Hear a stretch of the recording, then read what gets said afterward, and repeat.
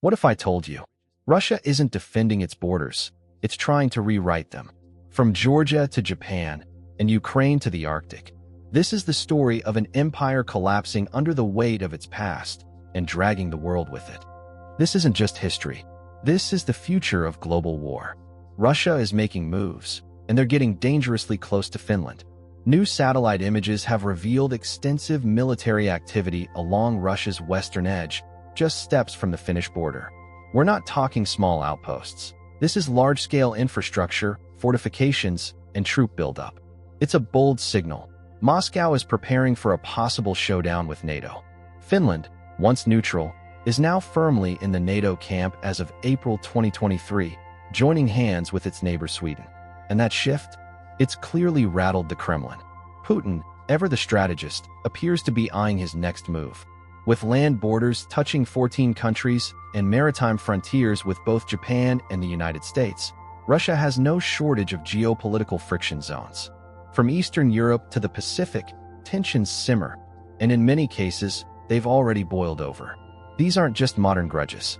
Many of these disputes are historical, rooted deep in the scars left by the collapse of the Soviet Union, a collapse Putin once called the greatest geopolitical catastrophe of the 20th century. And if his record is anything to go by, from seizing Crimea in 2014 to the full-blown war in Ukraine, he's not done yet. Putin doesn't need to say it outright. His playbook is clear: regain influence, restore dominance, and redraw borders. Now, nations bordering Russia, especially those who've sided with Ukraine, are on high alert. Because the question is no longer if he'll strike again, but where. When Putin launched the invasion of Ukraine, he expected it to be swift and decisive, a dramatic flex of power to remind the world that Russia was still a force to be feared. In his mind, it would be a masterstroke, proving that defiance against Moscow comes with heavy consequences. But instead of showcasing Russian dominance, the war ripped the mask off. What the world saw wasn't strength, it was weakness. Russia's military, once hailed as a juggernaut, found itself bogged down, bleeding resources, morale, and credibility against a much smaller opponent. What was supposed to be a short, surgical strike turned into a grinding, humiliating campaign. And global observers were watching closely. The illusion shattered, and with it, the grip of fear that had once kept nations silent. Suddenly, neutral countries began shifting their stance. Finland and Sweden, after decades of military non-alignment, rushed to join NATO, driven not by ambition, but by sheer survival instinct. Even Japan, long restrained in its dealings with Russia, began openly challenging Moscow's claims over the Kuril Islands, signaling a bold new posture in Asia. And now, as the war in Ukraine lurches toward its bloody conclusion, the world is holding its breath. Because a cornered bear is still dangerous. Russia may be bruised, but it's far from broken. It remains heavily armed, deeply nationalistic, and dangerously unpredictable. That's why every nation along its vast border is preparing for the worst. Because the end of one war may just be the beginning of something far more explosive. If tensions keep escalating, the fuse could spark a global fire, and the world might not be ready for what comes next. Russia's border obsession didn't just emerge in the 21st century. It's a legacy, an old ghost that's haunted the Russian psyche for over 100 years. To truly grasp why Putin is so fixated on controlling neighboring lands, you have to go way back, not just to the collapse of the Soviet Union, but to the very birth of the empire that preceded it. If you've made it this far, you probably already know Russia's identity has always been tied to expansion. After the bloody revolutions and civil war of the early 20th century, the Russian Empire gave way to something even more formidable, the Soviet Union. Under Lenin's ideological vision, and then Stalin's iron grip, the USSR didn't just rise, it spread like wildfire. Territory after territory fell under its control. Eastern Europe, the Caucasus, Central Asia, and the vast, frozen stretches of Siberia. On paper, it was a socialist dream, a union of equals. But in practice, everything revolved around Moscow. The so-called republics were puppets, and the strings were pulled by force, fear, and propaganda. But the Soviets didn't just control what was inside their borders, they redefined them. After World War II, the USSR redrew the map of Europe, installing puppet regimes from East Germany to Bulgaria. These weren't just allies, they were human shields, part of a massive buffer zone meant to insulate the Soviet heartland from Western influence. It wasn't about security, it was about dominance. And even decades later, after the hammer and sickle came down, that imperial reflex never really died. It simply adapted. By the mid-20th century, the Soviet Union had transformed into a true global superpower, militarily feared, ideologically aggressive, and territorially massive. But that rapid expansion came at a cost. It planted the seeds of geopolitical tension that continue to erupt to this very day. World War II became the perfect storm for Soviet ambition. And Stalin? He seized the moment. In 1939, under the pretext of protecting Leningrad, the Soviet Union invaded Finland in what became known as the Winter War. The Finns, though vastly outgunned, fought with staggering resilience. But in the end, the Red Army prevailed, forcing Finland to surrender about 11% of its territory, including the resource-rich region of Karelia. Though Finland held on to its independence, it came at a heavy price. Decades of living under the shadow of Soviet pressure. And Stalin didn't stop there. By 1940, the USSR had swallowed up the Baltic states, Lithuania, Latvia, and Estonia, along with parts of Romania. Then, in the final desperate days of World War II, Soviet troops stormed the Kuril Islands, expelling the Japanese population and cementing control in the Pacific. When the dust of the war finally settled, Moscow's grip extended far beyond its original borders. It didn't just control its 15 internal republics. It dominated an entire sphere of influence across Eastern Europe. From Poland to East Germany, Czechoslovakia to Bulgaria, a network of communist satellite states took orders from the Kremlin. This was more than territory. This was empire building by stealth, backed by tanks and terror. And Stalin? He ruled it all with ruthless precision. Borders weren't lines to him. They were tools. He redrew them at will, shifted entire populations like chess pieces, and left behind ticking time bombs of ethnic tension and political instability that still haunt Eurasia today. To the Soviet mind, borders weren't fixed, they were flexible. And that dangerous mindset never truly disappeared. Take the Caucasus, for instance, one of the most volatile regions in the post-Soviet world. Stalin, himself a Georgian, knew exactly what he was doing when he placed Nagorno-Karabakh, a historically Armenian enclave, under the control of Soviet Azerbaijan. It was a deliberate time bomb, one that exploded into full-blown war decades later. In Georgia, he stirred more trouble by granting Abkhazia and South Ossetia special autonomous status, laying the groundwork for future separatist movements that would one day draw Russian troops right back in. And then there was Central Asia, where Soviet cartographers drew borders like drunken architects. Ethnic Uzbeks ended up in Kyrgyzstan, Tajiks were boxed into Uzbekistan, and entire communities were scattered across artificial lines. It only worked as long as the iron hand of the Communist Party kept everything and everyone in check. But once the Soviet Union cracked, those fault lines ruptured. Long-suppressed ethnic rivalries, territorial disputes, and nationalist ambitions surged back to the surface. And when they did, Moscow's response was never diplomatic, it was brutal. In 1956, Hungary dared to break free. Soviet tanks rolled in and crushed the uprising. In 1968, Czechoslovakia tried to reform. The Kremlin answered with invasion. These weren't just reactions, they were messages. Step out of line, and we will bury you. And this imperial reflex wasn't limited to Europe. Even China, once a close communist ally, learned the hard way that Russia didn't tolerate rivals. The Sino-Soviet split of the 1950s quickly turned hostile, and by 1969, both nuclear-armed giants were firing artillery at each other across the Ushuri River and at Jimbao Island. What sparked the violence? Centuries-old resentment. China never forgot how Tsarist Russia had carved off pieces of Manchuria and the Far East in the 19th century. In short, the Soviet obsession with borders wasn't just about protection, it was about control. And wherever those borders that deep-rooted distrust, the fear of borders collapsing, of influence slipping away, still echoes today. By the 1980s, the Soviet Union might have looked formidable from the outside, but on the inside, it was crumbling. The economy was stagnant, corruption rampant, and people were growing tired of the iron grip. Across the republics, nationalist movements were gathering steam. Even Moscow's tight grip over Eastern Europe was beginning to loosen. Then came Mikhail Gorbachev, a reformer with a bold and ultimately fatal vision. He introduced glasnost, openness, and perestroika, restructuring, policies that cracked open the Soviet system and gave people the space to demand change for the first time in decades. And that's exactly what they did. In 1989, the Berlin Wall fell, a symbolic and literal collapse of Soviet influence.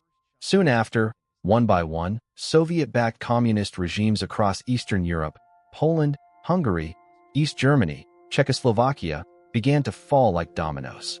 Even within the USSR, the call for independence became unstoppable. The Baltic states demanded separation. Ukraine, once the Soviet breadbasket, pushed for freedom. From Georgia to Kazakhstan, nationalist uprisings exploded, each one testing the limits of Gorbachev's tolerance. But unlike his predecessors, Gorbachev refused to send in tanks. No mass crackdowns, no blood-soaked invasions. And that restraint, what many see as a noble decision, became the final nail in the Soviet coffin.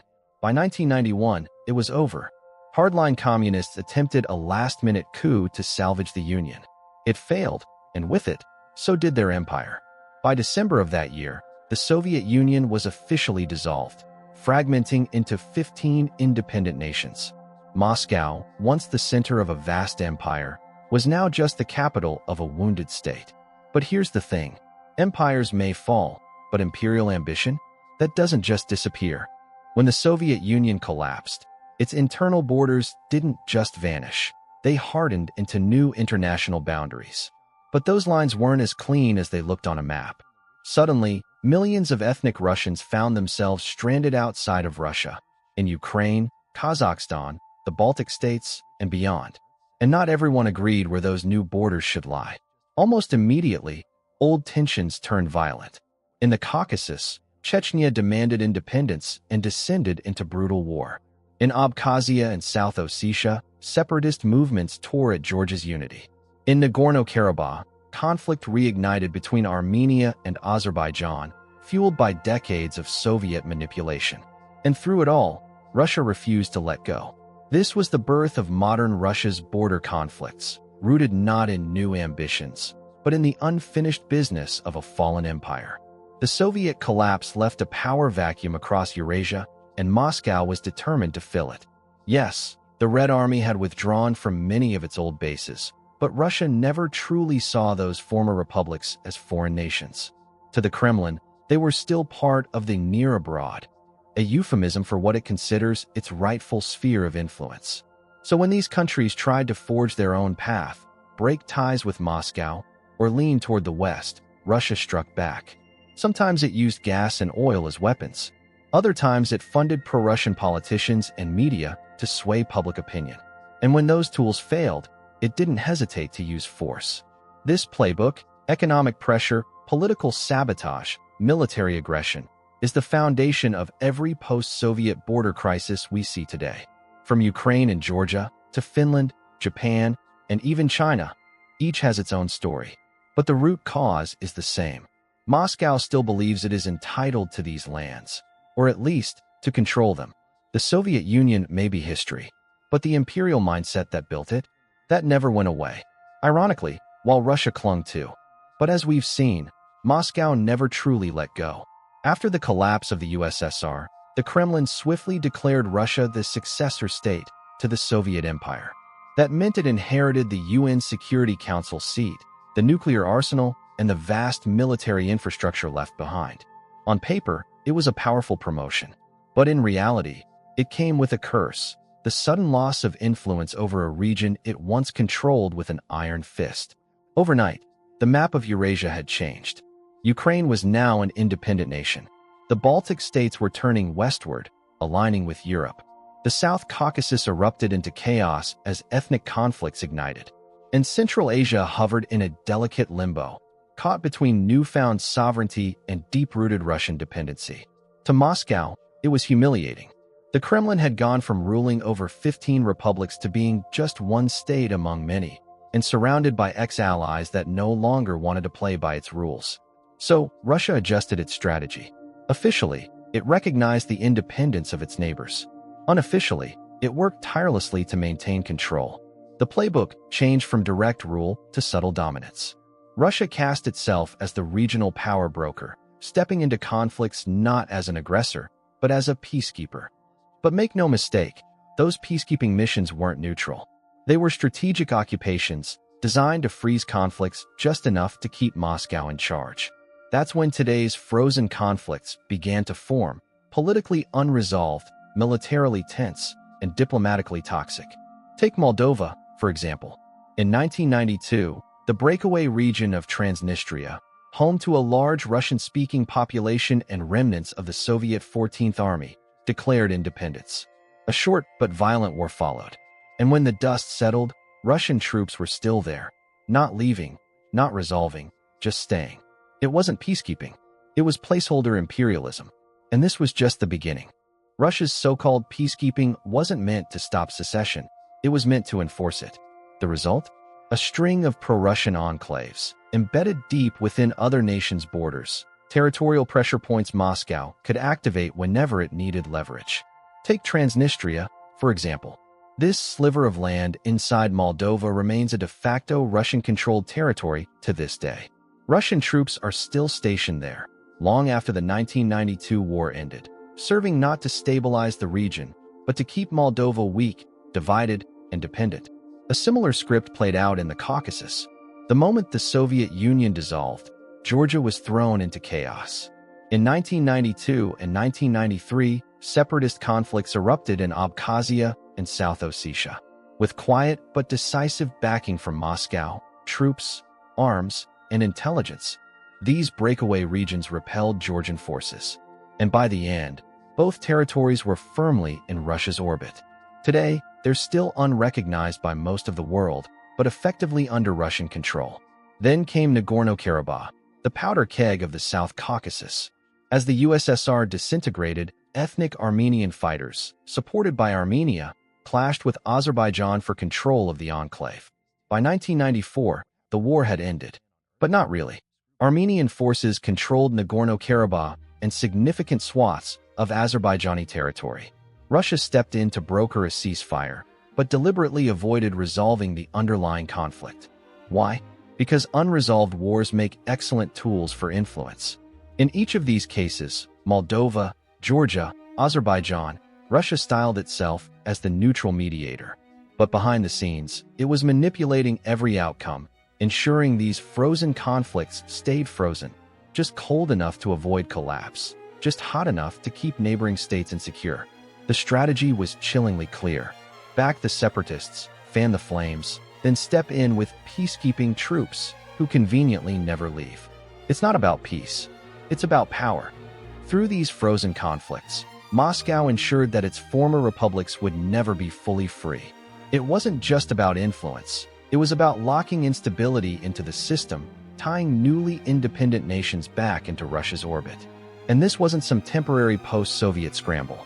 It was a long-term strategy, a blueprint that would be perfected in eastern Ukraine years later.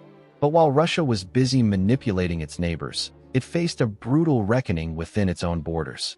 Enter the First Chechen War, a conflict that exposed the fragile state of post-Soviet Russia like nothing else. Unlike Georgia or Moldova, Chechnya wasn't a neighboring country. It was part of Russia itself. When Chechnya declared independence in 1991, newly elected President Boris Yeltsin responded with brute force, sending in the military in 1994 to crush the rebellion. What the Kremlin expected to be a swift operation turned into an unmitigated disaster. The Chechens, using guerrilla tactics and fierce determination, humiliated the Russian army in a series of high-profile defeats. By 1996, after 2 years of bloodshed, Moscow was forced into a ceasefire, effectively granting Chechnya de facto independence. The war wasn't just a military failure, it was a political catastrophe. The world saw a wounded giant. And Russia saw itself in the mirror, fractured, exhausted, and incapable of holding its own territory. If Moscow couldn't even keep Chechnya, how could it possibly dominate the lands it once ruled? But the Kremlin didn't just absorb the defeat, it studied it. Because buried in that humiliation was a lesson. A dark, dangerous one. One that would reshape how Russia handled rebellion, secession, and warfare in the years to come. The lesson Moscow took from Chechnya was chilling. Never again would separatism be allowed to grow. If rebellion flared up in the future, Russia wouldn't just respond. It would crush it immediately, with overwhelming and unforgiving force. By the late 1990s, Russia's influence across its former empire had hit rock bottom. The European Union and NATO were expanding rapidly into Eastern Europe. Former Soviet satellites like Poland, Romania, and the Baltic states were eagerly joining Western institutions, seeking safety, stability, and freedom from Moscow's shadow. To the Kremlin, this was betrayal, a direct violation of Cold War-era assurances. And worse, it felt like a Western siege on Russia's historical sphere of influence. But Russia was in no shape to resist. It was reeling from the 1998 financial crisis, its economy in shambles, its political system mired in corruption, and its global relevance fading fast. Then, everything changed. On New Year's Eve, 1999, President Boris Yeltsin resigned unexpectedly and handed power to a quiet, calculating former KGB officer, Vladimir Putin. Putin wasn't interested in democracy. He wasn't interested in friendship with the West. He saw the 1990s as a decade of humiliation, a stain on Russian pride that had to be erased. And he wasted no time making that clear.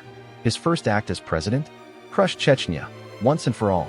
Putin launched the Second Chechen War with surgical precision and devastating brutality. Unlike the chaos of the First War, this campaign was methodical, ruthless, absolute. Entire cities were reduced to rubble. Thousands died. And by the end, Moscow had reimposed total control over the rebellious republic. The message was unmistakable. The empire might be gone, but the empire's power was back. The Second Chechen War wasn't just a crackdown. It was a message to the world. Moscow was done playing defense. And under Vladimir Putin, the strategy shifted from survival to resurgence.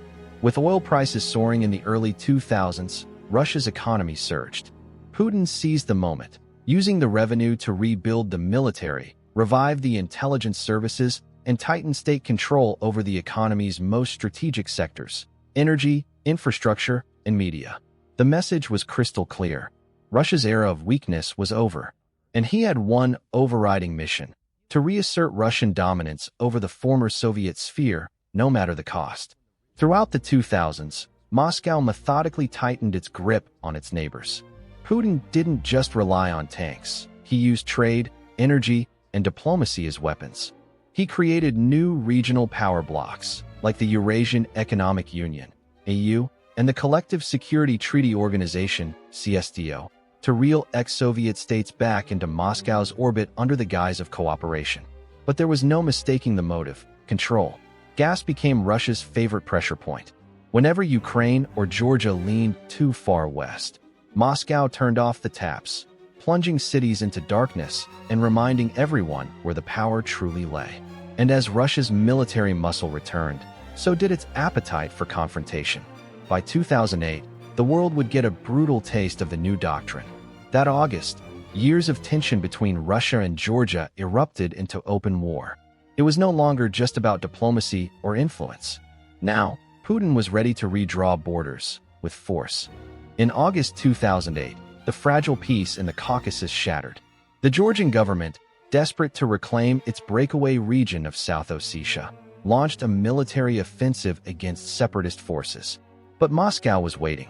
Within hours, Russia responded with overwhelming force, deploying tanks, artillery, and warplanes. In just 5 days, Georgia's military was crushed, and Russian troops rolled to the outskirts of Tbilisi, the Georgian capital. The war was short, but the message was long-lasting. Russia had won, and Putin wasted no time rewriting the map. Just weeks later, the Kremlin recognized South Ossetia and Abkhazia as independent states, a move no major nation accepted, but one that changed the facts on the ground. In reality, both regions were now under Russian military occupation, effectively annexed without the label. And for the rest of the former Soviet world, the lesson was crystal clear. Moscow will use force to stop NATO's eastward march. Earlier that same year, Ukraine and Georgia had been promised potential NATO membership. Now, both were paying the price for flirting with the West. Russia had drawn a red line and crossed it with tanks. But the 2008 war in Georgia was just a warm-up, because the next time Putin executed this playbook, it would shake the entire world. In 2014, Moscow took the strategy to the next level by seizing Crimea from Ukraine.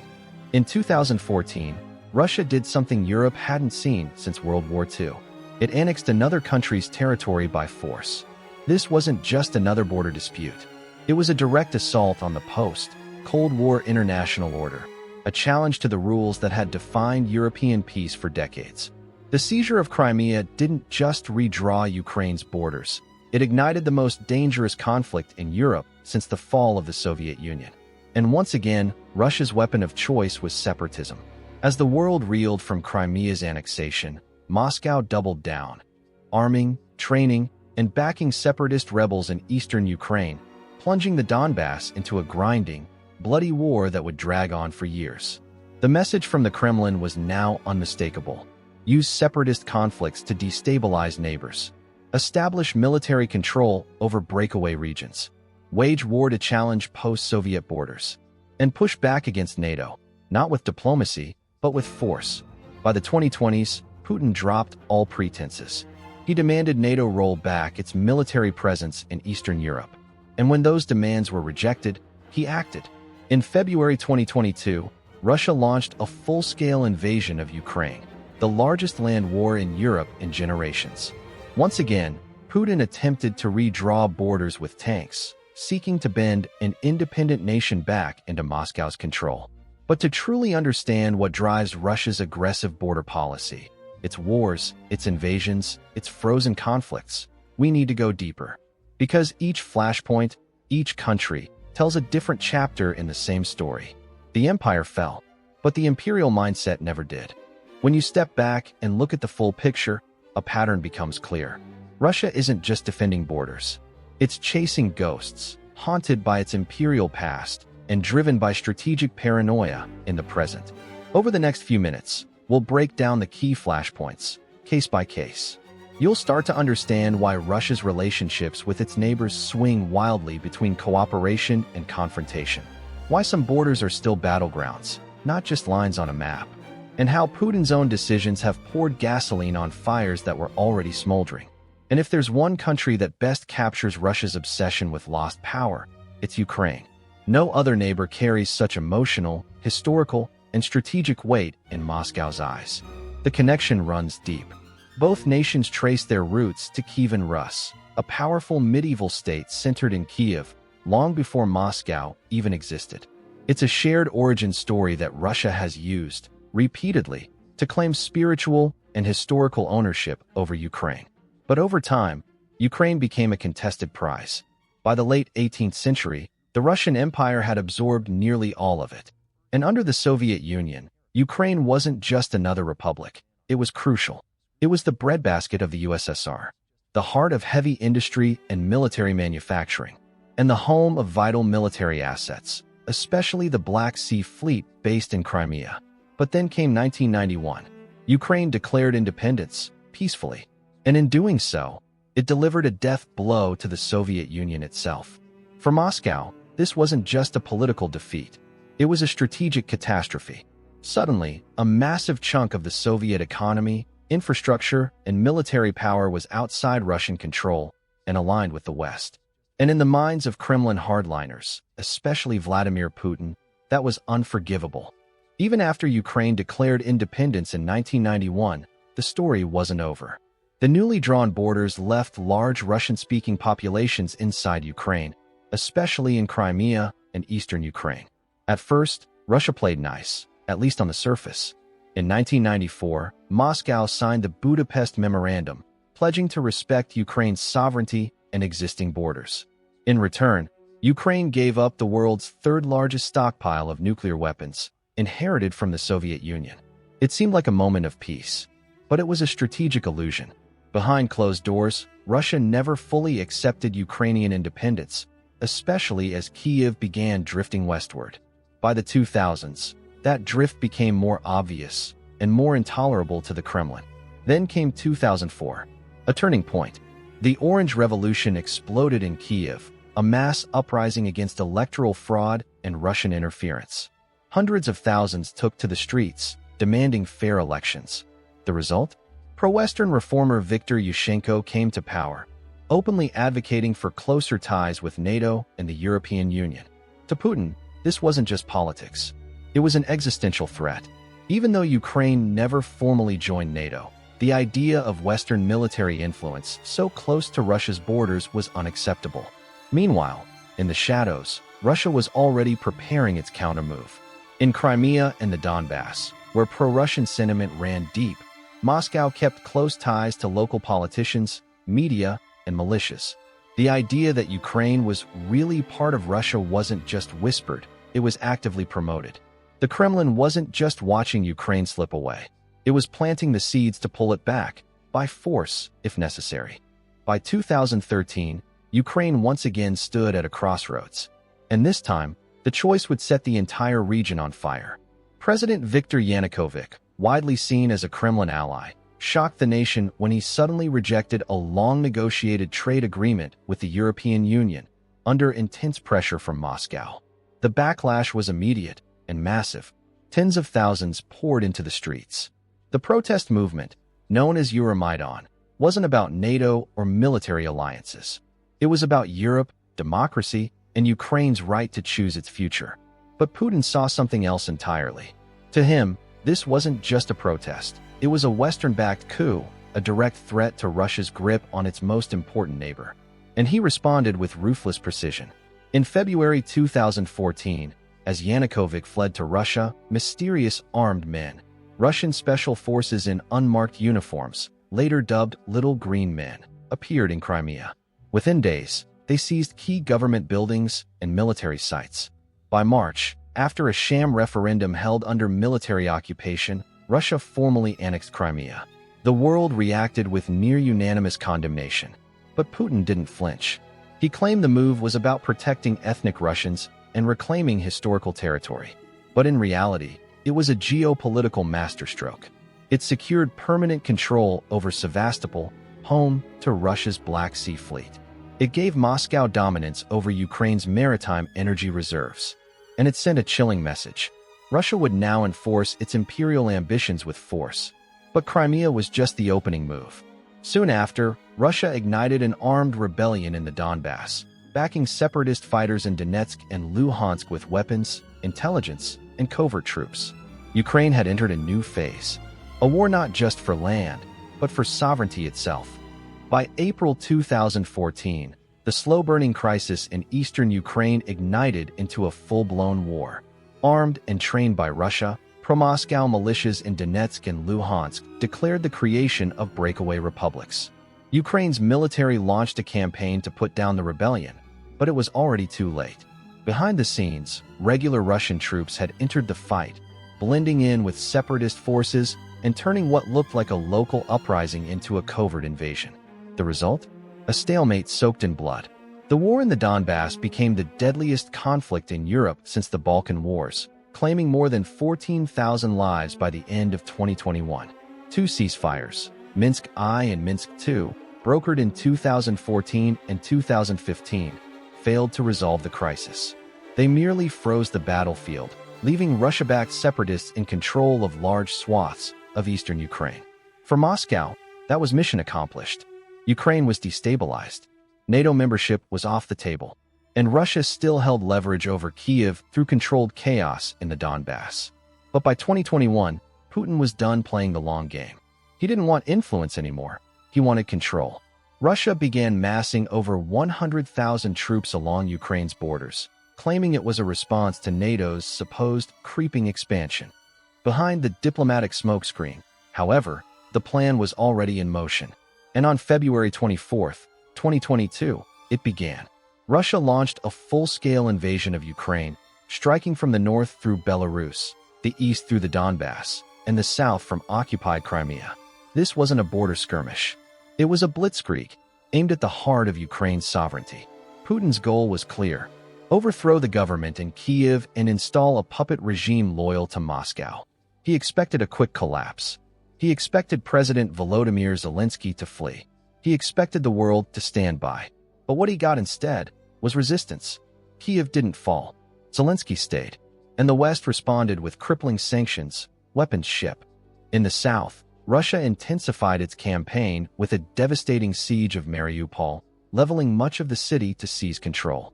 The victory gave Moscow a critical prize: a land bridge connecting Russia to Crimea, allowing troops, weapons, and supplies to move freely along the southern front. Then, in September 2022, Putin doubled down again. In defiance of international law, he declared the annexation of 4 more Ukrainian territories: Donetsk, Luhansk, Kherson, and Zaporizhia, despite not fully controlling any of them. It was another attempt to rewrite borders by force. As the war dragged into 2023, Ukraine launched bold counteroffensives. Russia dug in, and the front lines hardened into a grinding, brutal stalemate.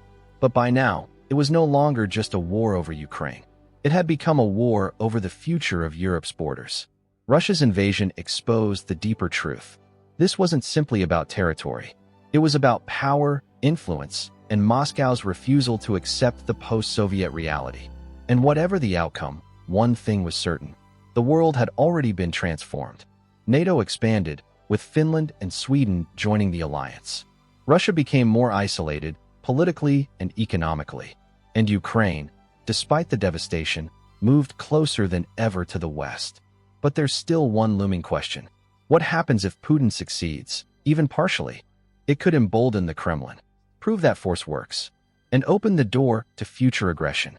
And no country understands that danger better than Georgia. As we mentioned earlier, Georgia's story is long, bloody, and deeply entangled with Russian power. Let's take a closer look. Georgia was absorbed into the Russian Empire in the 19th century. Briefly independent from 1918 to 1921, it was then invaded by the Red Army and absorbed into the Soviet Union as a republic. Under Soviet rule, 2 autonomous regions, Abkhazia and South Ossetia, were carved out within Georgia, both home to distinct ethnic groups with separatist tendencies. And in the decades that followed, those fault lines would explode into war. During the Soviet era, tensions in Georgia's breakaway regions were held in check by sheer force. But once the USSR collapsed, those suppressed conflicts came roaring back to life. In 1991, as Georgia regained independence, it entered a period of chaos and uncertainty. Initially led by Zviad Gamsakhurdia, a nationalist figure, Georgia declared its sovereignty. But his rule quickly spiraled into civil unrest. He was soon overthrown, and former Soviet Foreign Minister Eduard Shevardnadze took control, hoping to stabilize the fragile state. But Georgia was already unraveling. In the power vacuum left by the Soviet collapse, 2 regions, Abkhazia and South Ossetia, began pushing for independence. Their campaigns were fueled by deep ethnic divisions, fear of rising Georgian nationalism, and, crucially, quiet encouragement from Moscow. By the early 1990s, both regions had descended into war. In Abkhazia, separatist fighters, armed and supported by Russian volunteers and elements of the Russian military, launched a brutal assault on Georgian forces in 1992 and 1993. The result was catastrophic. Thousands were killed, and a campaign of ethnic cleansing drove most ethnic Georgians from Abkhazia. Entire communities were wiped out. Cities were emptied. It was one of the darkest chapters in Georgia's modern history. A similar story unfolded in South Ossetia, where Georgian troops clashed with separatist fighters. After fierce fighting, the region effectively broke away from Tbilisi's control. By the mid-1990s, both Abkhazia and South Ossetia had declared themselves independent republics, recognized by no one except their backer, Russia. And that's where the mask came off. Russia's role in these conflicts was no longer deniable. Despite brokered ceasefires, Moscow broke its promises again and again. Russian peacekeepers weren't neutral observers. They were Russian soldiers, deployed not to end the wars, but to lock in separatist victories. It was the beginning of a long-term strategy, one that would be used again and again. Back separatists, break ceasefires, freeze the conflict, control the region. For much of the 1990s and early 2000s, Georgia was too weak to resist Russia's influence. Its economy was in shambles, its government fragile, and its military underfunded. But all of that began to change in 2003. That year, a peaceful uprising known as the Rose Revolution swept through the country, toppling the old regime. And in its wake came a new leader, Mikhail Saakashvili. Young, energetic, and unapologetically pro-Western, Saakashvili had one mission: break Georgia free from Moscow's grip. He cracked down hard on corruption, reformed state institutions, and pushed relentlessly for NATO membership. At the same time, he vowed to reintegrate Georgia's breakaway regions, Abkhazia and South Ossetia, back into the Georgian state. To Vladimir Putin, this wasn't just a political shift, it was a direct challenge. Georgia was moving toward the EU and NATO, both red lines for the Kremlin. Tensions rose fast. In a move ripped straight from Moscow's playbook, Russia began distributing passports to residents of Abkhazia and South Ossetia, laying the groundwork for a future invasion by claiming to protect Russian citizens. Meanwhile, Georgia intensified its efforts to assert control over the breakaway territories, triggering frequent clashes with separatist militias. By August 2008, the pressure exploded. After months of escalating skirmishes, Georgia launched a military operation to retake South Ossetia, accusing Russian-backed militants of shelling Georgian villages. That was all the excuse Moscow needed. Russia responded with overwhelming force, claiming it was merely peacekeeping. But this was no peace mission. Russian tanks, aircraft, and thousands of troops poured into Georgia, crushing the Georgian military in a matter of days. They advanced within striking distance of Tbilisi, sending a message to Saakashvili and every other ex-Soviet state: defy Moscow, and you will pay the price. But Russia didn't stop at South Ossetia. As its tanks rolled through the region, Russian forces pushed deep into Georgia itself, advancing dangerously close to the capital, Tbilisi. At the same time, in the west, a second front erupted in Abkhazia. Backed by Russian troops, Abkhaz separatists launched a coordinated offensive, driving out the last remnants of Georgian forces. The war lasted just 5 days, but it was brutal. Hundreds were killed. Tens of thousands of ethnic Georgians were permanently displaced from their homes. And by the time the guns fell silent, Georgia had lost all remaining control over Abkhazia and South Ossetia. On August 12, 2008, a ceasefire was brokered under international pressure, but the damage was already done. Just 2 weeks later, Russia officially recognized Abkhazia and South Ossetia as independent countries, a move that defied international law and openly challenged Georgia's sovereignty. The global response was swift. Nearly every country in the world rejected Russia's claim. But Putin didn't care. Moscow established permanent military bases in both territories, stationed thousands of troops, and signed formal treaties with the separatist regimes, locking in its control and daring the world to intervene. By the end of 2008, 20% of Georgia's internationally recognized territory was under Russian occupation. For Georgia, it was more than a military defeat. It was a national trauma, a wound that still shapes its politics and foreign policy today. And the consequences were lasting. Georgia's NATO membership bid, once within reach, was effectively frozen. With active territorial disputes, joining the alliance became nearly impossible. And Russia had sent a chilling message to other ex-Soviet states: we can take what we want, and no one will stop us. But Moscow wasn't done. It didn't just hold the land it had taken. It kept pushing the boundaries, literally. Through a quiet but relentless tactic known as borderization, Russian-backed forces began slowly advancing barbed wire fences and military checkpoints deeper into Georgian territory, meter by meter, year after year. The invasion hadn't ended in 2008. It just changed form. Since 2011, Russia has been waging a slow-motion invasion of Georgia without firing a single shot. In the occupied region of South Ossetia, Russian troops have quietly moved border fences deeper into Georgian territory, often under the cover of night.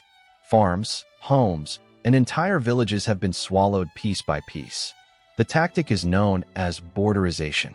Russian forces claim they're simply adjusting borders based on old Soviet-era maps. But the reality is far more sinister. One day, a Georgian family wakes up to find a barbed wire fence running through their backyard and Russian troops posted outside. Suddenly, they're no longer in Georgia. They're in occupied territory. Whole communities have been split in half. Farmers are cut off from their land. Children can't reach their schools. Loved ones are separated by soldiers and checkpoints.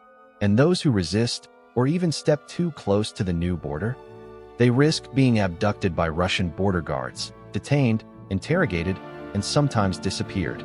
It's a quiet, relentless form of aggression, designed to bleed Georgia of its sovereignty 1 meter at a time. And all of it happens in blatant violation of the 2008 ceasefire agreement, which Russia signed and then immediately ignored. Today, more than 15 years after the war, Georgia remains a fractured nation. Abkhazia and South Ossetia function as Russian military outposts, with thousands of troops stationed there permanently. Georgia continues to assert that these regions are part of its sovereign territory, but in reality, they are occupied zones, ruled by Moscow. And whenever Georgia moves closer to the west, seeking NATO or EU membership, Russia strikes back. Not always with tanks. Sometimes with threats, cyber attacks, political manipulation, or another few meters of stolen land. Despite all of this, the Georgian people remain determined. Polls consistently show that the majority of Georgians support integration with the West, a future in NATO, a future in the European Union. But for their leaders, the path is narrow and dangerous. They must walk a tightrope, trying to navigate toward the West while avoiding another devastating Russian backlash. For Georgia, freedom comes at a cost, and the Kremlin is making sure that cost stays painfully high. For Georgia, the danger isn't over. Pushing too hard toward the West could spark another Russian invasion. And in many ways, Georgia was the dress rehearsal for Ukraine. Back in 2008, when Russia invaded Georgia, the world watched and then moved on. A few diplomatic condemnations, some symbolic sanctions, but no real consequences. And Putin noticed. He learned that the West might protest, but it wouldn't act. He learned that land could be seized by force, and the international community would do little to reverse it. So when the time came in 2014, Putin used the same exact playbook in Crimea, but on a much larger scale. Georgia became a case study in what happens when aggression is allowed to go unchecked. Today, the war may be over, but the wounds remain open. Thousands of ethnic Georgians who were driven from their homes in Abkhazia and South Ossetia still dream of returning. That dream, however, remains just that, a dream. And with Putin still in power, Georgia lives under a constant shadow, a fragile state trapped between Moscow's imperial obsessions and its own yearning for freedom. But not every Russian neighbor is playing defense. One country, in particular, has flipped the script. Finland. Putin's war in Ukraine was supposed to stop NATO's expansion. Instead, it backfired catastrophically. In trying to scare the West, Putin pushed Finland and Sweden to abandon decades of neutrality and apply for NATO membership. As a result, Russia's border with NATO didn't shrink, it doubled. A stunning geopolitical failure for Moscow, and a turning point for Northern Europe. For centuries, Finland has lived in Russia's shadow, sometimes as a battleground, sometimes as a buffer, but always walking a delicate tightrope. The two nations share a 1,300-kilometer frontier, making Finland one of Russia's most strategically significant neighbors. And for much of modern history, Finland had no choice but to carefully manage its relationship with Moscow, balancing independence with survival. Originally a part of the Swedish Empire, Finland was ceded to Russia in 1809, becoming an autonomous Grand Duchy within the Russian Empire. But it was never truly Russian in identity or spirit. Then came World War I and the Russian Revolution, two global upheavals that shattered empires. Amid the chaos of 1917, Finland seized its moment, declaring full independence from a crumbling Tsarist regime. Unlike many other former territories of the Russian Empire, Finland managed to break away and stay away. But the Kremlin never forgot. By the late 1930s, Stalin saw Finland not as a neighbor, but as a liability. The Finnish border ran dangerously close to Leningrad, now St. Petersburg, just 32 kilometers away. To Stalin, this was an unacceptable threat. The Soviets demanded Finland surrender part of its territory in exchange for land elsewhere. Finland refused. So in November 1939, the Soviet Union invaded. Thus began the Winter War, a David and Goliath struggle that would define Finland's national identity. Despite being outnumbered, outgunned, and outmatched, the Finnish army fought back with astonishing tenacity. They used the snow as cover, skis for mobility, and their deep knowledge of the terrain to launch devastating ambushes. The Red Army had expected a walkover. Instead, they were slaughtered in the snow, trapped in forests, frostbitten, starving, and humiliated. Soviet losses were massive, far beyond what Moscow had anticipated. And while Finland was eventually forced to cede some territory, it retained its independence, a rare and powerful victory against one of the world's most ruthless regimes. The Winter War didn't just shape Finnish military strategy, it etched into the national psyche a deep distrust of Russia, a lesson that still echoes through Finnish politics today. Clad in white camo and gliding silently through the snow, Finnish snipers and ski troops turned the forests into death traps. With guerrilla tactics and surgical precision, they decimated Soviet columns, ambushed convoys, and vanished into the wilderness before the Red Army could regroup. It was asymmetric warfare at its finest, and the world watched in awe as tiny Finland made the mighty Soviet Union bleed. But numbers eventually prevailed. By March 1940, after 3 months of brutal combat, Helsinki was forced to sign the Moscow Peace Treaty. The price was steep. Finland lost 9 to 11% of its territory, including the strategically vital region of Karelia. Over 400,000 Karelians, 12% of Finland's population, became refugees overnight, unwilling to live under Soviet rule. Cities were abandoned, farmlands were torched, generations uprooted. But there was one crucial outcome. Finland remained independent. No puppet regime, no Soviet occupation, no loss of sovereignty. That alone was a monumental victory. Then, in 1941, the tides of war shifted again. When Nazi Germany launched its invasion of the Soviet Union, Finland saw an opening, a chance to reclaim what was lost. It joined the Germans in what became known as the Continuation War, not to conquer, but to recover Finnish land. Finnish forces retook Karelia and pushed all the way to the gates of Leningrad, helping lay siege to the Soviet city from the north. But Finland was never fully aligned with Hitler's agenda. It refused to target Jewish citizens, and its military objectives remained limited to its historical borders. Still, war is never clean. By 1944, the Red Army was surging back. Finland, facing annihilation, was forced into a second armistice. In 1947, the Paris Peace Treaty finalized Finland's losses. Karelia would remain under Soviet control, and as a final humiliation, the Soviets demanded a long-term lease of the Porkala Peninsula, just west of Helsinki, as a naval base. It was a dagger pointed at Finland's heart. Though the Soviets returned Porkala in 1956, the message was loud and clear. Finland could survive, but only by walking a very narrow path. A path of caution, compromise, and constant vigilance. And that harsh lesson, burned into the national memory, would shape Finland's foreign policy for generations to come. After the wars, Finland understood one thing with brutal clarity. It could never afford to openly challenge Moscow without risking everything. Unlike much of Eastern Europe, Finland was never occupied by Soviet troops, nor was it forced into the Warsaw Pact. But that didn't mean it was free. Instead, Finland entered a strange diplomatic limbo, a fragile middle ground known as Finlandization. It was independence with conditions.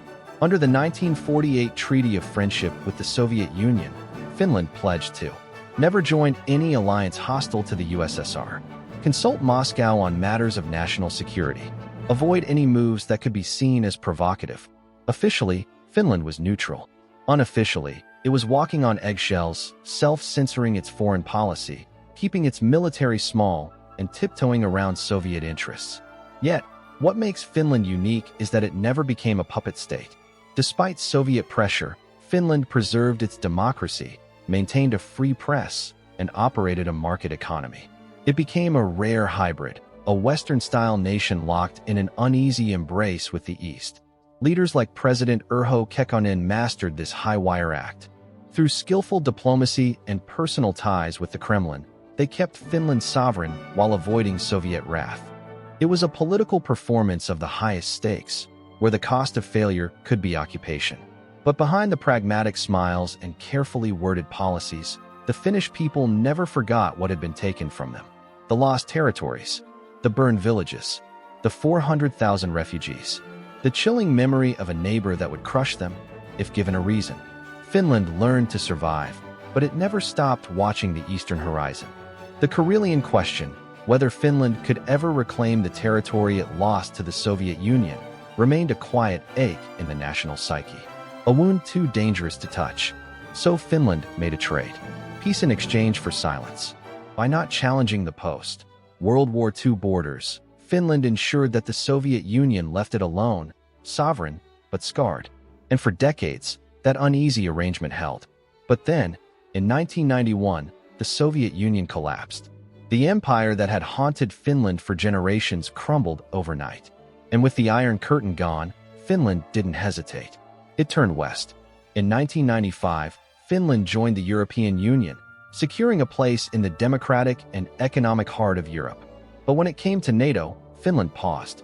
The trauma of its past wars, the long shadow of the Kremlin, and the desire to avoid provocation made many Finns wary.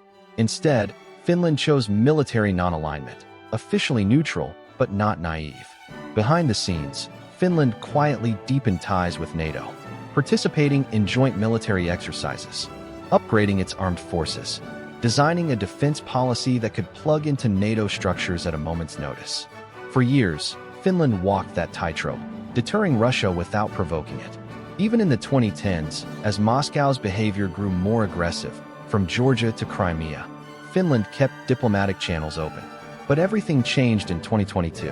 When Putin launched a full-scale invasion of Ukraine, it shattered decades of assumptions. Neutrality, it turned out, offered no protection from aggression. It was a national wake-up call. Almost overnight, Finnish public opinion flipped. What had once been a deeply divided debate became a landslide. The majority of Finns now demanded NATO membership.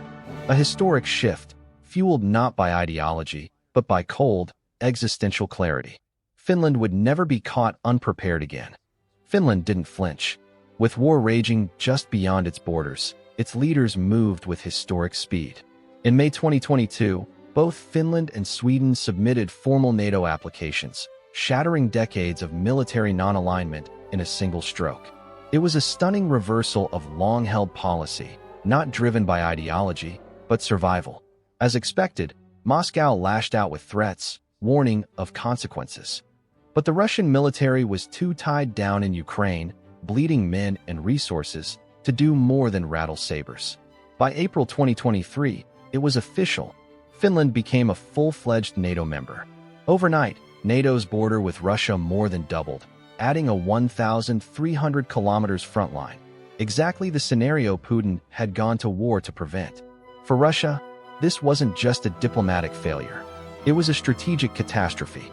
The invasion meant to halt NATO's expansion had instead triggered its most significant enlargement in a generation. The Kremlin tried to spin it, calling Finland's move a mistake and accusing the West of escalating tensions. Diplomatic ties were suspended. Russian forces were repositioned toward the Finnish frontier. Nuclear deployments in the Arctic were hinted at. But beneath the posturing, the truth was clear. Russia was overstretched. With its army bogged down and bleeding in Ukraine, the Kremlin could do little more than bluff. In fact, some reports suggested that Russian troops had to be quietly pulled away from the Finnish border just to reinforce the faltering Ukrainian front. For Finland, joining NATO wasn't just symbolic. It was a strategic game-changer, finally ending decades of ambiguity and isolation. Now, any future Russian aggression wouldn't just be a regional crisis. It would be a full-blown NATO war, triggering Article 5. An attack on one is an attack on all. Finland had stepped out of the shadow of its past. And this time, it wasn't standing alone. And that's why, today, the Finland-Russia border is quiet. But don't be fooled. It's a tense silence, held in place not by trust, but by mutual deterrence. From a historical perspective, the irony couldn't be more dramatic. In 1939, Stalin invaded Finland, terrified of Western influence inching too close to Leningrad. Fast forward to 2023, and NATO sits directly on Russia's doorstep, not because the West pushed, but because Putin pulled it there. What began as an effort to stop NATO expansion has backfired spectacularly. Russia's aggression didn't intimidate its neighbors, it united them. Finland's story is more than a footnote in history. It's a case study in how imperial fear creates the very threat it seeks to eliminate. Instead of weakening NATO, Putin revived it. Instead of isolating Ukraine, he globalized its cause. Instead of showing strength, he revealed Russia's limits. And now, as the war in Ukraine drags on, a new question emerges. Where does China stand? After all, Xi Jinping once declared the China-Russia relationship a no-limits partnership. But is it really? Not quite. Because behind the photo ops and joint statements lies a much colder, more calculating relationship, one rooted in history, strategy, and deep mutual suspicion. You see, Russia and China share one of the world's longest borders, over 4,200 kilometers. And that border has been soaked in conflict, betrayal, and uneasy diplomacy for centuries. Their relationship has swung between alliance and rivalry, cooperation and confrontation. Yes, today they may call each other partners. But for most of their shared history, Russia and China have been competitors, not comrades. And if you want to understand where this fragile friendship is really headed, you have to go back to where it all began. When Russia's eastward expansion in the 19th century came at China's expense.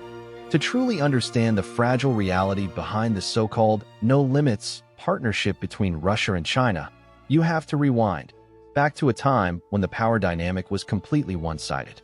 In the mid-19th century, China's Qing dynasty was already reeling, battered by rebellion, corruption, and rising Western imperialism. And while the European powers carved up Chinese territory from the east, Russia was busy slicing from the north. Through a series of unequal treaties, China was forced to surrender massive tracts of land to the Russian Empire. In 1858, the Treaty of Aachen, and again in 1860, the Treaty of Peking, stripped China of vast regions of Manchuria, handing control of the Amur and Ussuri River valleys to Russia. This wasn't just about maps, it was about humiliation. The land Russia gained included what is now the Russian Far East, and the port city of Vladivostok, which would become one of Moscow's most strategic naval outposts in the Pacific. For Russia, this was a triumph of imperial expansion. For China, it was a national wound. These treaties are still remembered in China as part of the century of humiliation, a dark chapter of colonial domination, lost sovereignty, and shattered pride. And while the maps may have changed, the memory has not. Fast forward to the 20th century, and the power dynamics shifted again. After the Bolshevik Revolution of 1917, the newly formed Soviet Union became a supporter of revolution abroad, including in China. In the 1940s, as Mao Zedong's communist forces waged civil war against the nationalists, Moscow quietly backed the CCP. And in 1949, when the People's Republic of China was born, it seemed a new alliance was forged. For a brief moment, the world watched as two communist giants stood shoulder to shoulder, Moscow and Beijing, united against the West, capitalism, and American influence. In the early 1950s, the Soviet Union sent China weapons, engineers, and blueprints. China sent loyalty, but it didn't last. By the late 1950s, that unity cracked wide open. What followed was a brutal ideological divorce, known as the Sino-Soviet split, a clash of egos, empires, and ambitions. Because behind the slogans of solidarity, both powers wanted to lead the communist world, and there was only room for one. The Sino-Soviet split wasn't just a diplomatic cold shoulder. It was a full-blown ideological civil war within communism, one that nearly exploded into nuclear conflict. The roots of the split were both ideological and personal. Mao Zedong deeply resented the idea of China playing second fiddle to Moscow. He believed that China, not the USSR, was destined to lead global communism, especially after Beijing had proven its revolutionary credentials through guerrilla warfare and mass mobilization. To Mao, Soviet communism under Khrushchev was too soft, too westernized, too compromised. Meanwhile, Nikita Khrushchev viewed Mao as dangerously unstable, accusing him of reckless adventurism and criticizing his brutal domestic policies, like the Great Leap Forward, which had led to the deaths of tens of millions. What began as a war of words soon evolved into a deadly geopolitical rift. By the 1960s, the long border between the Soviet Union and China, over 4,000 kilometers, became a volatile front line. Tensions peaked in March 1969 in a frozen, remote stretch of the Ussuri River on Damansky Island, or Jinbao Island, as the Chinese call it. Chinese troops ambushed Soviet border guards, triggering a brutal gunfight. Dozens were killed on both sides, and for a terrifying moment, it looked like the world was about to witness the first war between two nuclear-armed communist powers. The situation was so dire that, according to some reports, Moscow seriously considered launching a preemptive nuclear strike against China's fledgling atomic weapons program. Let that sink in. The Cold War nearly turned hot, not between the US and USSR, but between Moscow and Beijing. Thankfully, cooler heads prevailed. Through frantic back-channel diplomacy, both sides pulled back, but the scars remained. For the rest of the 1970s, the border became one of the most heavily militarized zones on Earth, with millions of troops deployed, minefields laid, and war plans constantly updated. And then came the irony of all ironies. The split with the USSR pushed China into the arms of its former enemy, the United States. In 1972, U.S. President Richard Nixon made his historic trip to Beijing, an event that reordered the global balance of power. The United States and China, once sworn ideological enemies, began a cautious but strategic partnership, bonded by one simple fact. They both saw the Soviet Union as the bigger threat. Meanwhile, the USSR now found itself trapped in a nightmare scenario, a two-front Cold War. To the west, NATO. To the east, a hostile China armed with growing US support. Moscow had overplayed its hand, and it would spend the rest of the Cold War trying to manage this self-inflicted strategic disaster. It wasn't until the 1980s that the long-frozen hostility between Moscow and Beijing finally began to thaw. Under Deng Xiaoping, China was transforming, abandoning ideological rigidity in favor of economic reform. And on the Soviet side, Mikhail Gorbachev was desperately trying to repair the USSR's collapsing global reputation. Both sides saw an opportunity. Ideology gave way to pragmatism. In 1991, just months before the Soviet Union dissolved, Beijing and Moscow signed a landmark agreement, resolving much of their disputed eastern border, a massive shift after decades of military tension and near war. When the USSR collapsed, the process didn't stop. It accelerated. Throughout the 1990s and early 2000s, Russia and China signed multiple treaties. In 1994, 1997, 1999, and most importantly, 2004, when Russia agreed to cede several contested islands to China, including Tarabarov Island, known in China as Inlong Dao, and part of Bolshoi Ushuraisky Island. By 2008, the Russia-China border was officially settled, one of the few Russian frontiers today that isn't wrapped in territorial conflict. With the border disputes behind them, a new alliance began to take shape. But this wasn't about friendship. It was about mutual interest, a shared antagonism towards U.S. global dominance. Both nations felt boxed in. Russia, by NATO's eastward expansion. China, by U.S. alliances in the Pacific and a growing American presence in the South China Sea. Together, they began building a new world order, or at least trying to. They formed alternative blocs like the Shanghai Cooperation Organization, a strategic counterweight to NATO. Their diplomats echoed the same message. The era of a US-led unipolar world is over. And economically, their relationship boomed. China became Russia's largest trading partner, hungry for Russian oil, gas, timber, and metals. Massive infrastructure projects, like the Power of Siberia pipeline, opened in 2019, pumped energy from Russia's Far East Strait into China's industrial heartland. But beneath this growing alliance lay a fundamental truth. This partnership is deeply unbalanced. China is the economic superpower. Russia is the junior partner, a resource exporter increasingly dependent on Chinese trade. Militarily, China watches and learns from Russia's battlefield tactics, especially in Ukraine, without getting its hands dirty. Diplomatically, Beijing walks a fine line, never fully endorsing Russia's invasions, but never condemning them either. What appears to be a no-limits partnership is really a relationship of convenience, shaped by necessity, not trust. China remembers how Russia once carved away its territory. Russia knows that China's rise could one day overshadow it completely, even in its own backyard, in Central Asia and Siberia. This uneasy alliance might hold for now. But the deeper story? Two ancient empires, long suspicious of each other, now standing side by side. not out of brotherhood, but because they share the same enemy. Today, China is in the driver's seat, and Russia is just along for the ride. This reversal would have been unthinkable during the Cold War, when the Soviet Union towered over Maoist China. But now, the tables have turned. China is the superpower, and Russia is the dependent one. Privately, many Russian elites resent this imbalance, but they know there's little they can do about it. Their country is isolated, sanctioned, and bleeding resources in Ukraine.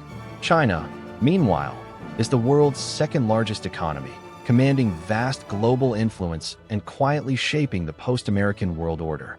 Nowhere is this anxiety more visible than in the Russian Far East. This region is massive, rich in oil, gas, timber, and minerals, but it's practically empty. Only 6 to 7 million Russians live across this enormous expanse. Just across the border in China's Heilongjiang province, tens of millions. Some Russian officials privately fear a future where Chinese businesses, workers, and perhaps even political influence floods into Siberia, not with tanks, but with trade deals, construction crews, and quiet dominance. So far, Beijing has shown no official interest in redrawing borders. But the demographic and economic trends are already raising alarm bells in Moscow. And yet, despite these fears, Russia has no choice but to cling to China. In February 2022, just weeks before Russia's invasion of Ukraine, Putin and Xi Jinping met in Beijing. There, they declared a bold new vision, a no-limits partnership, a strategic alliance to counterbalance the West and reshape the global order. But once the war began, that partnership was put to the test, and its limits became immediately clear. China didn't endorse the invasion, but it also refused to condemn it. Beijing walked a diplomatic tightrope, blaming NATO for provoking the conflict, abstaining from key UN votes, continuing to buy Russian oil and gas, but at a discount, and providing economic lifelines that kept Russia's economy afloat under crushing sanctions. But when it came to military aid, Beijing stayed quiet. No weapons, no ammunition, no open support. Not because China disagreed with Russia's goals, but because it feared secondary sanctions on its companies and global reputational damage. It was a cold, calculated move, and it revealed something important. While the West sees Russia and China as an unbreakable anti-American axis, the truth is far more nuanced. Yes, they share common enemies. Yes, they coordinate on global forums. But this isn't an equal alliance. China is careful, strategic, reluctant to be dragged into Russia's reckless wars. For most of the 20th century, the Soviet Union dictated the terms of its relationship with China. Today, China holds the cards. And Russia? It's learning what it feels like to be the junior partner in a game it once controlled. China has already pulled ahead. Economically, militarily, diplomatically, it's not even close anymore. And despite the photo ops, the handshakes, and the no-limits declarations, the truth is this. Russia is becoming the dependent one. Putin needs Xi far more than Xi needs Putin. For now, they maintain a strategic front, united by one shared goal, to challenge Western power. But under the surface, their relationship is built more on mutual necessity than genuine trust. And there's something else they share.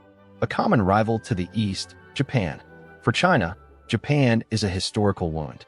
A nation that invaded Chinese territory, committed atrocities like the Nanjing Massacre, and occupied large swaths of Chinese land during World War II. Even today, those scars drive tensions, especially over disputed islands in the East China Sea. But this story is about Russia. And Russia has its own unfinished war with Japan. At the heart of the dispute lies a chain of volcanic islands stretching like a dagger from Russia's Kamchatka Peninsula to Japan's northern island of Hokkaido, the Kuril Islands. Japan calls them the Northern Territories. Russia calls them the Southern Kurils. But both sides agree on one thing. The issue has never been resolved. It all began in August 1945. Just as Japan was on the brink of surrender, the Soviet Union, honoring a promise made to the Allies, declared war on Japan and invaded its territories in the Far East. In a matter of days, Soviet troops seized southern Sakhalin and the entire Kuril chain. For the Soviet Union, it was a strategic masterstroke, securing a maritime gate between the Sea of Okhotsk and the Pacific Ocean. For Japan, it was a territorial loss that would remain unresolved for the next 8 decades. When World War II ended, Japan was forced to renounce claims to various territories in its surrender treaty. But Tokyo has always argued that the four southernmost Kuril Islands, Iturup, Kunashir, Shikotan, and the Habamai Islets, were never part of the Kuril chain to begin with, and therefore were illegally seized. To this day, Japan demands their return. Russia, meanwhile, maintains that the islands are spoils of war, legally obtained during World War II, and it refuses to budge. As a result, Russia and Japan have never signed a formal peace treaty to officially end World War II. Yes, you heard that right. 80 years later, that war is still technically unresolved. And despite occasional diplomatic talks, the Kuril Islands remain a frozen border conflict. But this isn't just about old grudges, it's about power and strategy. These islands give Russia a military buffer between Japan and its Pacific Fleet in Vladivostok, access to rich fishing grounds and potential offshore energy reserves, and a base to project power into the Pacific. Which is why, in recent years, Russia has militarized the islands, deploying missile systems, air defenses, and building up military infrastructure. For Japan, that's unacceptable. For the US, Japan's closest ally, it's a strategic red flag. And for China, it's a reminder that Russia can't be fully trusted, even with partners. So while Russia and China may stand shoulder to shoulder in global summits, the truth is more complicated. Their relationships with their neighbors are defined less by friendship and more by fear, memory, and mistrust. And as we move forward, it's these unresolved border disputes, like the Kurils, the Donbass, South Ossetia, or Transnistria, that will continue to shape how Russia behaves and how the world responds. Because even after the fall of the Soviet Union, the borders it carved and the conflicts it created never really disappeared. They just waited for the next chapter. Beyond history, the Kuril Islands hold strategic and economic weight. Their waters are teeming with marine life, some of the richest fishing grounds in the Pacific. Beneath their shores lie potential oil and gas reserves. And from a military standpoint, these islands serve as a natural wall, shielding Russia's Pacific Fleet and controlling key naval access to the Sea of Okhotsk. That's why the fight over these islands isn't just about old treaties. It's about resources, strategy, and pride. But how did it all begin? Back in 1875, Russia and Japan reached a rare moment of agreement. Under the Treaty of St. Petersburg, Russia handed over the entire Kuril chain to Japan. In return, Japan renounced all claims to Sakhalin, granting Russia undisputed control of the larger, resource-rich island to the west. It was a clean trade. For a time, it even worked. The border was clear.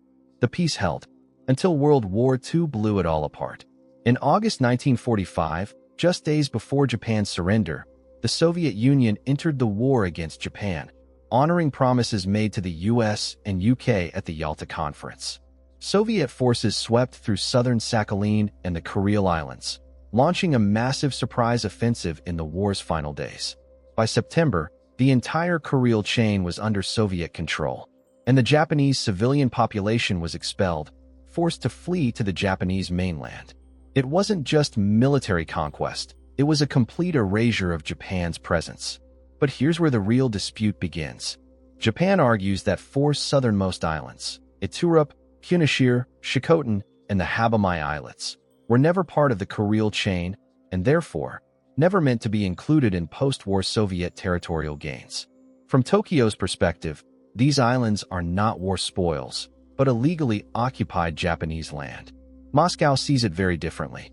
Russia insists that the entire Kuril chain, from north to south, was rightfully seized as part of legitimate wartime arrangements. As far as the Kremlin is concerned, the matter was settled in 1945. End of discussion. This deadlock has persisted for over 75 years. The result? No formal peace treaty has ever been signed between Japan and Russia to officially end World War II. Yes, decades later, World War II is still technically not over for these two nations. And despite periodic diplomatic talks, including high-level meetings between Japanese prime ministers and Russian presidents, the issue remains frozen in time. Russia has no intention of giving up the islands. In fact, it's done the opposite, militarizing them, building up bases, deploying missile systems, and integrating them deeper into Russia's defense posture in the Pacific. For Japan, This isn't just about territory. It's about justice, sovereignty, and national pride. For Russia, it's about geostrategic leverage in the Pacific and a historic narrative it refuses to rewrite. And for the world watching, the Kuril Islands represent yet another frozen border conflict, one that could reignite if regional tensions boil over. Because like in Ukraine, Georgia, Transnistria, and so many other places, when Russia grabs land, it never lets go quietly. You see, at the Yalta Conference in 1945, the Allied powers agreed that the Kuril Islands would go to the Soviet Union, in theory. But there was a catch. In 1951, Japan signed the San Francisco Peace Treaty, officially renouncing all claims to the Kurils. But here's the twist. The treaty never said who the islands would go to, and more importantly, the Soviet Union never signed it. So, while Japan gave up its claim, it didn't legally transfer the islands to the USSR. And Moscow, having never signed the deal, never recognized the legal basis of that renunciation anyway. That left a massive loophole, one that Tokyo quickly seized on. Japan later argued that the four disputed islands, Iturup, Kunashir, Shikotan, and the Habamai Islets, were not part of the Kuril chain at all. Instead, they claimed these islands were geographic extensions of Hokkaido, Japan's northernmost main island, which meant, according to Tokyo, they were never included in Japan's original renunciation. This legal technicality became the foundation of Japan's ongoing territorial claim. And because of this unresolved dispute, no formal peace treaty was ever signed between Japan and the Soviet Union after World War II. Technically, the two countries never ended the war. Their relationship remained frozen in a state of legal limbo, suspended somewhere between ceasefire and diplomacy, but never quite peace. During the Cold War, the issue remained a wedge. Japan refused to normalize relations without resolving the island dispute. And the United States, while never officially taking a side, backed Japan's position from the shadows, quietly warning Tokyo against any agreement that would legitimize Soviet control. But in 1956, there was a moment of hope. The Soviet Union and Japan signed the Joint Declaration of 1956, restoring diplomatic ties. And as part of the agreement, Moscow made a surprising offer. If a full peace treaty was signed, Russia would return Shikotan and the Habamai Islets, the two smallest islands in the dispute. It was a compromise, a potential breakthrough. But the peace treaty never came. Why? Because Washington stepped in. The U.S. threatened that if Japan signed a peace deal that left the two larger islands, Kunashir and Iturup, in Soviet hands, the U.S. might reconsider its control over Okinawa. To Tokyo, that was too great a risk. The deal collapsed. And with it, any real chance of resolving the Kuril dispute faded for decades. The result? Two nations, locked in a permanent diplomatic stalemate, still burdened by World War II's unfinished business. That peace treaty? It never materialized, and not because of Moscow. It was Washington that pulled the strings behind the scenes. In the 1950s, the U.S. warned Japan, if you accept a deal with the Soviets that only returns two islands, we might never give back Okinawa. For Japan, that was a red line. So Tokyo refused to settle, and the Kuril dispute froze in time. When the Soviet Union collapsed in 1991, there was a moment of renewed hope. Japan believed that a weakened, cash-strapped Russia might finally be ready to compromise. And during the 1990s, under Boris Yeltsin, serious talks did take place. But there was a problem: Russian nationalism. Even after the USSR's collapse, the idea of handing over land won in World War II was seen as betrayal. No Russian president, no matter how pro-Western, could afford to look weak at home. Then came Vladimir Putin. In the 2010s, Putin and Japan's Prime Minister Shinzo Abe rekindled negotiations. They dusted off the 1956 Joint Declaration, focusing once again on the two smaller islands, Shikotan and the Habamai Islets. For a brief moment, there was optimism, perhaps a symbolic gesture, a way to finally close the book on World War II. But that door was slammed shut in 2020. That year, Putin amended Russia's constitution, adding a powerful clause: no Russian territory may be ceded to a foreign power. In one stroke, Putin made it illegal to return the Kuril Islands, or any other land, to anyone. From that point on, the dispute was dead, not just politically, legally. Then came 2022. Russia invaded Ukraine. And Japan, once cautious, responded with rare decisiveness. It joined the G7 in condemning the war, implemented sanctions against Moscow, and declared that the southern Kurils were, once again, illegally occupied. For the first time in years, Japan publicly hardened its stance, signaling that it wouldn't back down. But now the dispute was more than historical. It had become a symbol of the new Cold War brewing between Russia and the West. The Kurils remain a frozen frontier, not just of land, but of unfinished history, wounded pride, and irreconcilable visions of justice. And just like that, Russia-Japan relations collapsed. After Japan condemned the Ukraine invasion and called Russia's hold on the Kurils illegal, the Kremlin retaliated hard. Putin's government withdrew from all peace treaty negotiations, suspended joint economic projects, and even revoked long-standing humanitarian agreements, like allowing Japanese families to visit the graves of loved ones on the islands. Decades of delicate diplomacy? Gone in an instant. For years, Japan had avoided harsh language, carefully tiptoeing around the word occupation. Not anymore. Now Tokyo was calling it exactly what it was, illegal occupation. With both sides hardening their positions, the possibility of resolving this 70-plus-year-old dispute vanished completely. And while diplomats walked away from the table, the militaries moved in. Russia began militarizing the islands like never before. Advanced missile systems deployed. Air bases expanded. Regular military drills conducted, just miles from Japan's northern coast. To Moscow, this isn't just about history, it's about hard power. The Kurils sit at the gateway to the Sea of Okhotsk, a strategic stronghold where Russia's nuclear-armed Pacific Fleet operates. Control over the islands gives Russia domination over its eastern maritime flank, a critical buffer in any future conflict with NATO or the US. In other words, these islands are now part of Russia's nuclear defense infrastructure. But for Japan, the Kurils are more than military flashpoints. They're a symbol of unfinished World War II business, a wound that still bleeds quietly in the national psyche. And as long as the dispute remains frozen, there can be no full diplomatic normalization between Tokyo and Moscow. No Japanese government, no matter how pragmatic, can sign a peace treaty that ignores the fate of those four islands. So the standoff continues, a decades-old conflict reignited by new wars. And with each missile system installed, with every joint project canceled, the path back to diplomacy grows colder.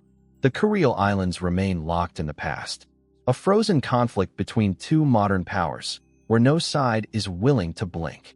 The Kuril Islands show how territorial disputes can stay frozen for generations, unchanging, unresolved, and dangerously simmering. But Russia's border challenges don't stop at Europe or the Pacific. They reach deep into the South Caucasus, where another powder keg has been burning for over a century. Nagorno-Karabakh, known as Artsakh to Armenians, this mountainous enclave is more than just contested land.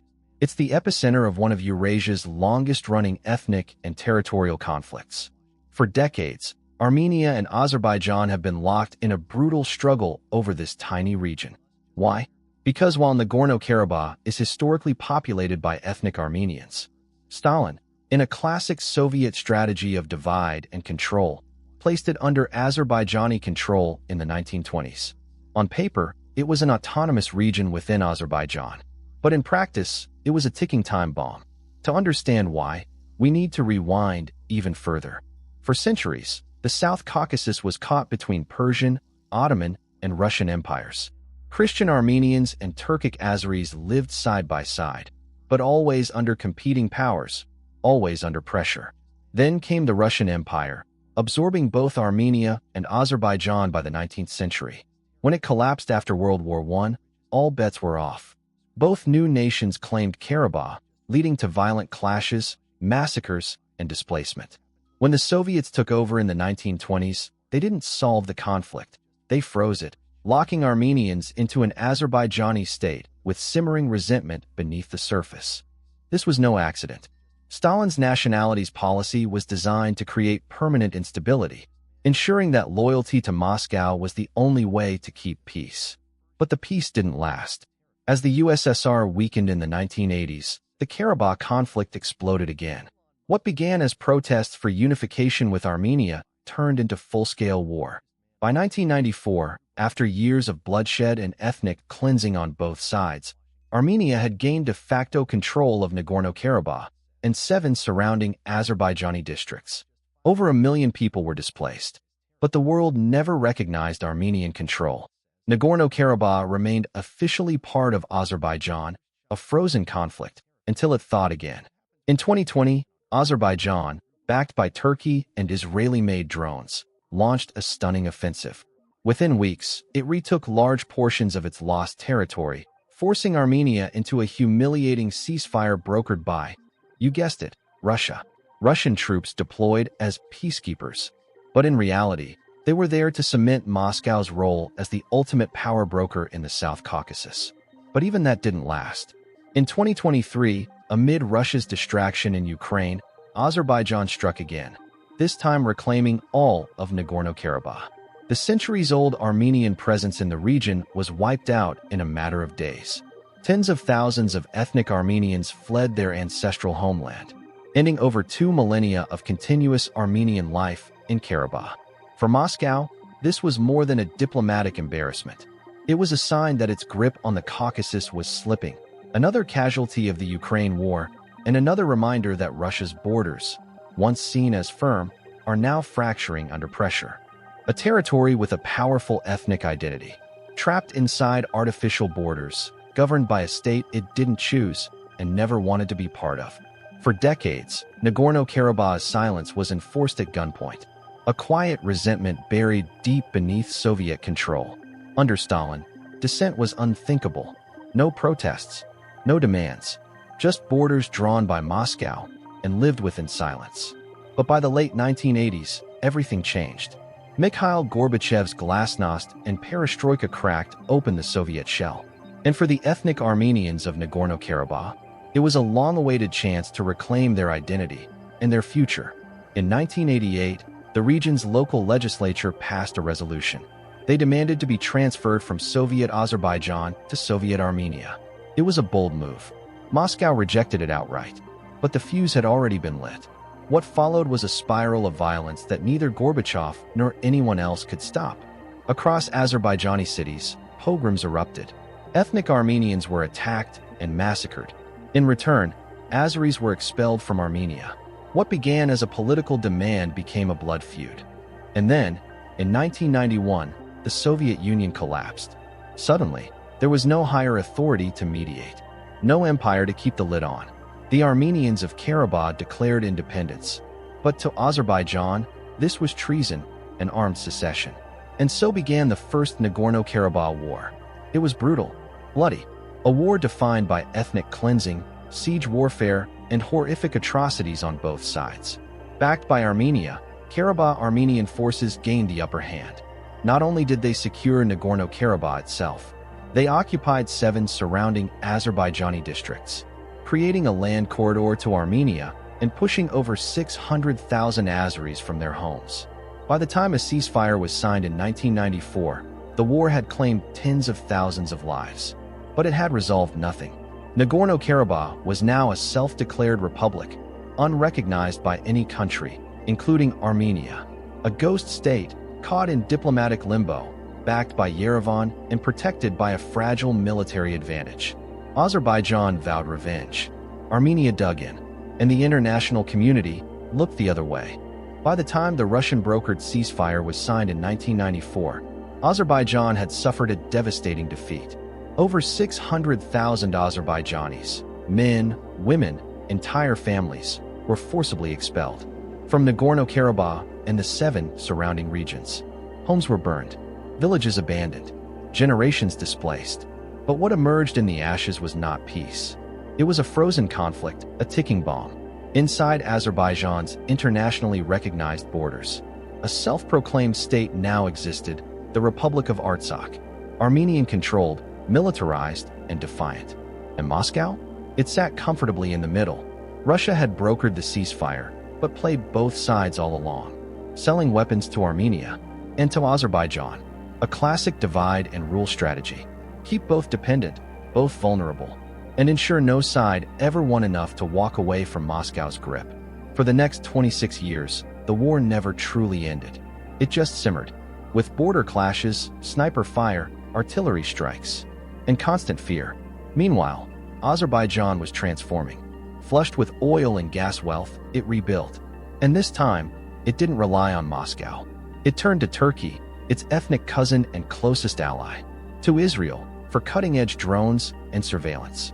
And ironically, even to Russia again, still buying weapons while preparing for war.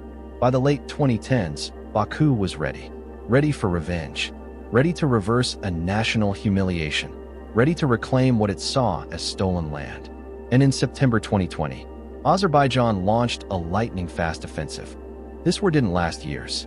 It lasted just 44 days, but it shattered the old balance of the South Caucasus. Drones buzzed over Armenian trenches. Precision strikes wiped out decades-old defenses. And Azerbaijan's modern army, armed with NATO-grade tech, smashed through Armenian lines. Towns fell one by one. Shusha, the cultural heart of Karabakh, was captured, a psychological and strategic death blow. By November, Armenia was forced to accept a humiliating ceasefire, one brokered again by Russia. But this time, the roles had flipped. Azerbaijan had won, and Russia stepped in not to help Armenia, but to secure its own influence, deploying peacekeepers, and claiming credit for ending a war that it had quietly allowed to happen. Azerbaijan's military thundered forward, drones humming in the sky, artillery striking with pinpoint precision, and Turkish military advisors guiding tactics from afar. It wasn't just a war. It was a demonstration of modern warfare versus the past. Armenia, armed with aging Soviet-era equipment, found itself utterly outmatched. Command structures crumbled, air defenses failed, and on the battlefield, Azerbaijan was relentless. But the most devastating blow for Armenia wasn't from the drones. It came from the silence of its closest ally, Russia. Despite their mutual defense pact, Moscow didn't intervene. Why? Because, technically, Armenian territory wasn't under attack. The war was happening inside Azerbaijan's borders, within Nagorno-Karabakh, a region internationally recognized as part of Azerbaijan. Putin let it burn, and by November 2020, Armenia was on the brink of collapse. Shusha had fallen. The road to Stepanakert, the capital of Karabakh, was open. Armenia had no choice. It surrendered. The ceasefire, brokered by Russia, cemented Azerbaijan's victory. Armenia agreed to withdraw from most of Nagorno-Karabakh and return the 7 surrounding regions it had held for nearly 3 decades. But that wasn't all. 2,000 Russian peacekeepers were deployed to the region, stationed in the last remaining Armenian-controlled areas, and along the Lakan corridor, the only road connecting Nagorno-Karabakh to Armenia. It was a humiliating defeat for Armenia, but for Russia, it was a strategic play. Now, Moscow had boots on the ground in the heart of the South Caucasus, not just watching the conflict, but controlling its outcome. Russia had leverage over both Baku and Yerevan, but that leverage wouldn't last, because in the shadows, a bigger collapse was already brewing. Not in Karabakh, but in Russia's own geopolitical position. After Russia launched its full-scale invasion of Ukraine in 2022, everything changed. Moscow, once the undisputed power broker in the South Caucasus, was now bogged down in its own bloody war. And Azerbaijan saw its moment. With Russia distracted, Baku tightened the noose around Nagorno-Karabakh. In late 2022, Azerbaijani forces blockaded the Lakan corridor, the only lifeline connecting Karabakh to Armenia, effectively cutting off food, medicine, and fuel. It was a siege in slow motion. Then in September 2023, Azerbaijan made its final move. In a blitzkrieg-style operation, Azerbaijani forces launched a full military assault to wipe out Armenian control once and for all. This time, there was no war. There was only a collapse. Within 24 hours, the Karabakh Armenian forces surrendered. No reinforcements, no help, no way out. And then came the exodus. In a matter of days, over 120,000 ethnic Armenians fled the region. An entire population emptied. It became one of the fastest mass displacements in modern history. And through it all, Russia's 2,000 peacekeepers stood still. No intervention, no resistance. They watched and did nothing. Putin's silence was deafening. Russia, once seen as Armenia's protector, was now exposed as a paper tiger, unwilling or unable to act.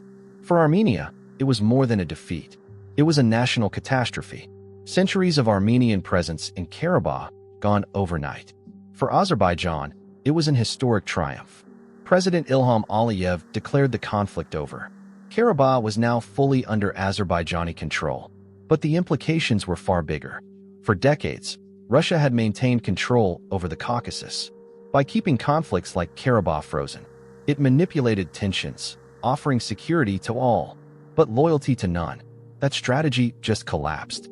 In failing to act, Russia lost its grip, not just on Karabakh, but on its image as the regional power. And as the Caucasus shifts, the question now is, who will fill the vacuum Russia left behind? With Azerbaijan's swift victory and Turkey standing firmly behind it, a new power has risen in the South Caucasus. Armenia, once deeply tied to Moscow, now finds itself isolated, betrayed, and questioning everything. For decades, Russia was the guarantor, the protector, the referee, the empire in the shadows. But when it mattered most, Putin's Russia stood down. The fallout has been seismic. In Yerevan, protesters flooded the streets, calling for Armenia to abandon Moscow's orbit, a demand that, until recently, would have been unthinkable. The Armenian government began charting a new course, refusing to host CSTO military drills, and opening its doors to EU peace monitors. A silent realignment is underway. Meanwhile, Turkey's star is rising, no longer just a regional player. Ankara is reshaping the Caucasus militarily, diplomatically, and economically. With Azerbaijan as its partner and Armenia on the ropes, Turkey has tilted the balance of power, pushing Moscow further into the margins. For Putin, the collapse of Russian influence in the Caucasus isn't just a foreign policy setback. It's a historic unraveling, a painful reminder that Russia's former empire is slipping through its fingers, not with a dramatic war, but with broken promises, shifting loyalties, and geopolitical fatigue. Today, the South Caucasus is no longer Russia's chessboard. It's a fractured, volatile region, where Moscow's moves are increasingly irrelevant. Its power, once feared, now openly doubted. From Ukraine to Georgia, from Finland to the Far East, and now across the Caucasus, the pattern is unmistakable. Russia's border disputes are not just lines on a map. They are scars of empire, remnants of a broken legacy, and evidence of a strategic culture that values control over cooperation and intimidation over influence. But the world is changing, and those old tactics, they're starting to fail. The empire isn't just fading, it's fracturing, piece by piece, border by border. From Ukraine to Georgia, from the frozen Kurils to the fractured Caucasus, Russia's border conflicts tell a deeper story, one of empire, insecurity, and obsession with control. These disputes aren't just accidents of geography. They are deliberate strategies, shaped by the collapse of the Soviet Union, driven by an imperial mindset that refuses to die, and fueled by a security doctrine that sees neighboring nations not as sovereign states, but as buffer zones, chess pieces in a game only Moscow believes it's still winning. One of the most potent weapons in this strategy? Endless conflict. In Transnistria, Abkhazia, South Ossetia, Donbass, and Nagorno-Karabakh, Russia has done more than intervene. It has engineered frozen wars, carefully calibrated chaos that keeps these regions just unstable enough. Why? Because a nation entangled in territorial disputes can't move westward. NATO and the EU, by design, avoid accepting members with active conflicts, lest they be forced into war with Russia on day one. And so, countries like Ukraine and Georgia remain in perpetual limbo, dangling between East and West. Free, but not free enough. It's a strategy as cynical as it is effective. Divide, destabilize, delay, keep the wound open, and call yourself the doctor. Another tool in the Kremlin's arsenal? Ethnic politics. Time and again, Putin has cloaked aggression in the language of protection, defending ethnic Russians, saving Russian speakers, avenging historical grievances. It's not about people. It's about power. It's not about rights. It's about reclaiming influence lost 3 decades ago. To the Kremlin, the fall of the USSR wasn't a transformation.